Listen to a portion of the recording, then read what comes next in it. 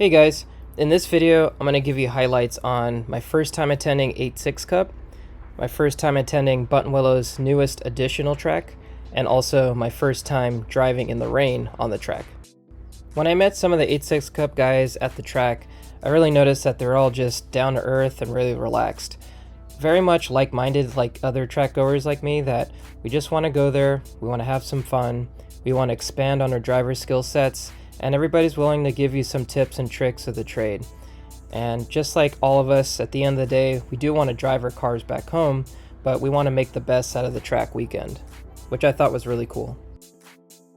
For those of you that are not from California, we don't get a lot of rain out here, so coincidentally, when we went to this particular event, that day was actually forecasted to just have very light rain, which we figured, okay, a little drizzle is not going to hurt anybody. But it turned out it was a really long, wet, rainy day, and which actually made some moments very spicy and a teachable moment, because I've never had a track day in the wet before. So from the get-go, my very first session was pouring rain, of course, and so my main objective was to learn the tires, because I don't know what they would perform in the wet like. Whether they do have a lot of grip, would they just drop off suddenly and then I lose grip? Like, I had no idea what the behavior was, so I took it easy, I built up pace gradually, and then I started to see how the car would behave towards my inputs and the tires' inputs as well. So needless to say, I was very impressed with the tires' performance. They gripped exactly how I'd want it to, and it was very predictable. So overall, even when I did surpass the tires' limits, it wasn't dramatic. It was just, okay, you're losing grip now. And then I would just respond accordingly. So if anyone has any question about wet performance on these Continental Extreme Contact Forces, I would say I give it 2 thumbs up personally. I would say overall, probably on the higher end as far as grip in the wet, and I think that's also very confidence inspiring, especially if you're just going to use them on the street. But on the track condition, pretty impressed. I would say as far as predictability and grip, pretty comparable to the Michelin Pilot Sport tire. Michelin Pilot Sport tires do really well in the street, in the rain and the dry, but as far as predictability is concerned, I would say it has that similar level and feel. So I knew in the first session it wasn't about time, because when you're driving in the rain, especially in a track condition setting, it really isn't about being as fast as possible. It's more about being as smooth as possible.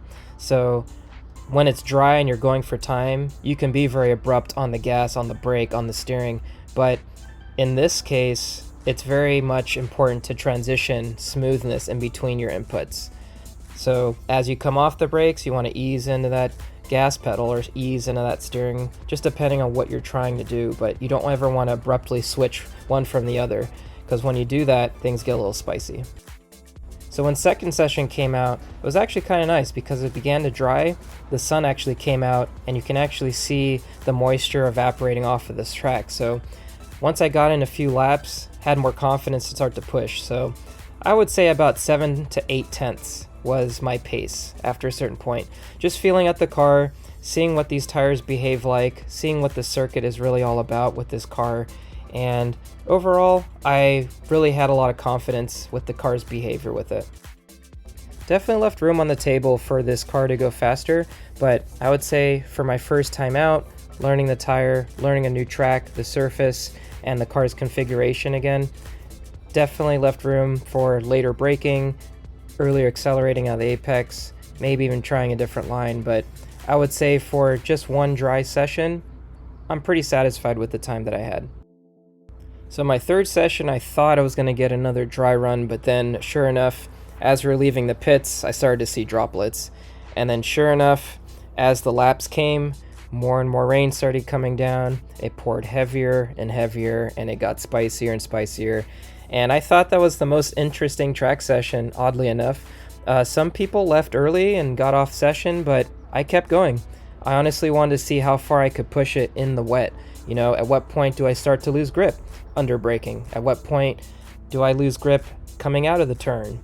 And do I even lose traction going down the back straight, staying flat? Just little things in my mind that I just wanted to test and really see what these tires were capable of with this car on this course under these circumstances. Around fourth session, I was debating, do I want to get more gas? Would I actually get another dry run? But the rain wasn't letting up at all, so I figured I'd just cut it after the third session. But honestly, I was very pleased with the wet level driving that I experienced. I really just embraced that experience as a whole, and I got to learn this car all over again in complete wet. And these tires did really well, very predictable. And I had some spicy moments, which you'll see in the track video next, but I went ahead and highlighted certain areas, but you can see the progression throughout the entire session.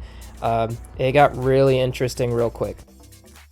My general tips for wet driving, especially on course, is if you're not familiar with the string theory basically, imagine a string tied to the bottom of your steering wheel, attached to your pedals.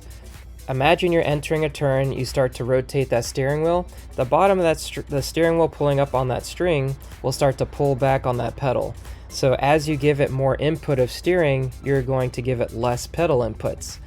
And then same thing, as you start to straighten and unwind that steering wheel, you can then give it more gas or brake depending on what you're doing, entering or exiting the turn.